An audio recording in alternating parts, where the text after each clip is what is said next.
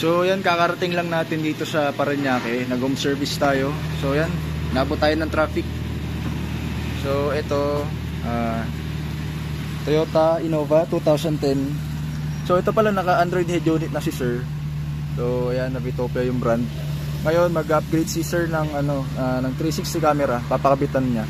So ito, alisin na to, then palit na to ng 360 camera. Ito kasi sa Navitopia na to, hindi siya 360 camera ready. So ayan, yung reverse camera niya, ayan, medyo malabo na rin. Ayan. So baklasin lang natin to, tapos palit natin yung bagong unit. So ito, bago tayo magbaklas at magkakabit na itong mga cameras nito, testing muna natin kung working ba or maganda or okay ba yung niya, yung camera niya, kung wala bang problema. Kasi last time yung kinabit natin may problema yung ano bang brand yun, Asawin brand na in-order nung customer natin sa Shopee. So ito okay naman. Yung sa back, saan siya? Ito yung camera sa back. So yan, okay naman yung camera niya, wala namang problema. Ito yung isa, yan, malinaw din naman. Sa left camera niya, okay din. Naka blurred lang sa video pero okay siya. Ayan.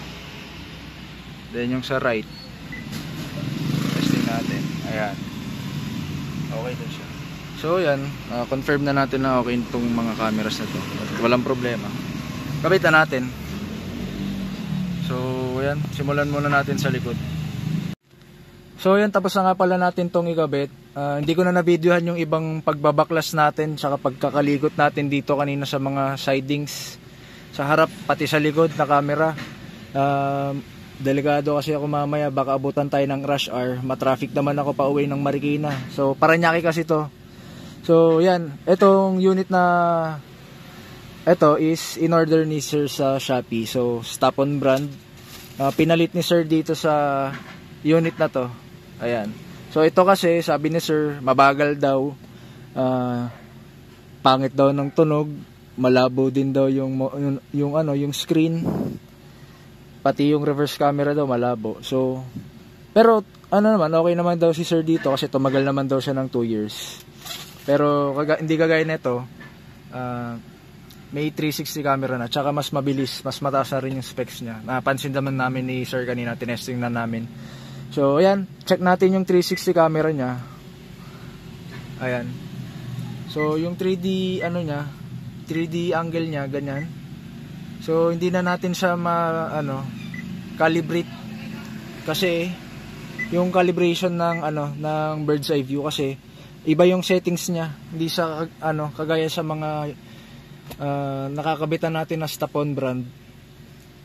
Yung kasi niya, yung settings neto is lang, may mga naka-preset na. So ayan, kayo nang bahala paano mag-set dito, kung ano magandang tutok. Di kagaya dun sa dati, and then dun sa mga unit natin, meron na tayong mas maganda yung tutok ng 360 bird's eye view niya. Yun kasi ginagamitan natin siya ng 3D or calibrating mat. Ito kasi lang, mga naka-preset. So yan, tignan nyo. Ito yung view niya sa harap, ito yung view niya sa likod, ito yung view niya sa left, view niya sa right, and left and right. Yan, yan yung set niya dito. So nagkabit din pala tayo dito ng TV Plus. Ayan yung TV Plus na. Tapos yun lang, wala naman ng nabago dito. Parehas lang naman kung nakikita nyo sa mga Facebook, sa YouTube yan. Pare-parehas lang yan. Ang kinaganda lang dito is mataas na yung specs nya. Check natin yung specs nya. Android 13. Tapos 8GB.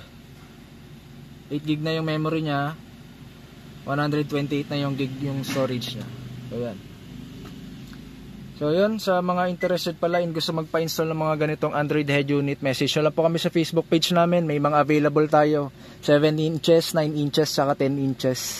Depende sa mga sasakyan yun kung anong size sasakto sa sa stereo panel nyo. Pero kapag mga new models naman, meron na tayong kasamang frame kagaya nito.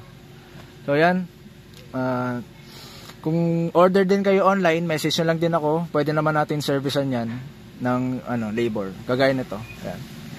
Message nyo lang po kami sa Enteng Butingting Garage. Thank you.